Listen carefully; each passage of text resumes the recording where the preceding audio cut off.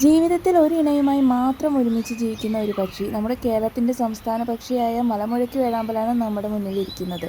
പലപ്പോഴും മലമുഴക്കി വേഴാമ്പലിനെ കാണാൻ സാധിച്ചിട്ടുണ്ടെങ്കിലും തൻ്റെ ഇണയ്ക്ക് ഭക്ഷണം കൂട്ടിൽ കൊണ്ടു കൊടുക്കുന്ന കാഴ്ച ഇതാദ്യമായാണ് ഞാൻ കാണുന്നത്.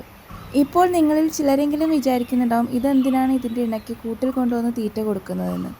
മുട്ടയിടാറാകുമ്പോൾ വേഴാമ്പലുകൾ വലിയൊരു മരത്തിൻ്റെ മുകളിൽ പെൺപക്ഷിക്കായി കൂട് കണ്ടുപിടിക്കുകയും പിന്നീട് പെൺപക്ഷി കൂടിനകത്ത് കയറി ചെളിയും മറ്റും ഉപയോഗിച്ച് ഈ കൂട് അടയ്ക്കുകയാണ്. പിന്നീട് മുട്ട വിരിഞ്ഞ് കുഞ്ഞുങ്ങളായതിനു ശേഷം മാത്രമായിരിക്കും ആ ഒരു പെൺപക്ഷി ആ കൂടിൽ നിന്നും പുറത്തേക്ക് വരുന്നത്. അപ്പോൾ അതുവരെ ആ കൂടിനകത്തിരിക്കുന്ന പെൺപക്ഷിക്ക് തീറ്റ കൊണ്ടുനടക്കുന്നത് ഇതുപോലെ ആൺവേഴാമ്പലുകളാണ്. കണ്ടില്ലേ, സ്വന്തം ഇണക്കി കൊണ്ടുവന്നിരിക്കുന്ന തീറ്റ കൊക്കയിൽ നിന്നും എടുത്ത് അത് തൻ്റെ ഇണക്കി കൊടുക്കുന്ന ഒരു മനോഹരമായ കാഴ്ചയാണ് നമ്മൾ ഇപ്പോൾ കണ്ടുകൊണ്ടിരിക്കുന്നത്.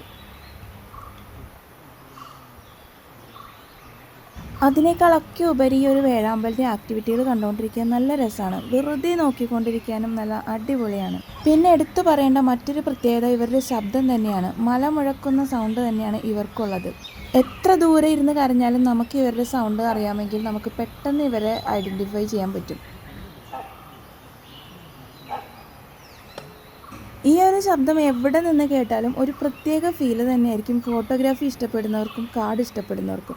കാരണം മലമുഴക്കി വേഴാമ്പൽ എന്ന് പറയുന്നത് അത് ജസ്റ്റ് വെറും ഒരു പക്ഷി മാത്രമല്ല, അതൊരു ഫീലിങ്സ് ആണ്. ഇതിനെ കാണുക എന്ന് പറയുന്നതും ഇവരെ കാണുമ്പോൾ കിട്ടുന്ന ഒരു ഹാപ്പിനെസ് എന്ന് പറയുന്നതും അത് ഇവരെ തേടി നടക്കുന്നവർക്ക് മാത്രം പറഞ്ഞാൽ മനസ്സിലാവുന്ന ഒരു കാര്യമാണ്. അപ്പോൾ മലമുഴക്കി വേഴാമ്പലിൻ്റെ ഇത്രയും മനോഹരമായ കാഴ്ചകളൊക്കെ നമുക്ക് പകർത്താൻ സാധിച്ചത് നെല്ലിയാമ്പതി യാത്രയിലാണ് കേട്ടോ. അപ്പോൾ ഇന്നത്തെ ഈ ഒരു വീഡിയോ നിങ്ങൾക്ക് ഇഷ്ടപ്പെട്ടു എന്ന് കരുതുന്നു. അപ്പോൾ കാടിനെക്കുറിച്ചും കാടിൻ്റെ വിശേഷങ്ങളെക്കുറിച്ചിട്ടുള്ള മറ്റൊരു വീഡിയോ ആയിട്ട് നമുക്ക് വീണ്ടും കാണാം. അപ്പോൾ അതുവരേക്കും എല്ലാവർക്കും ബൈ.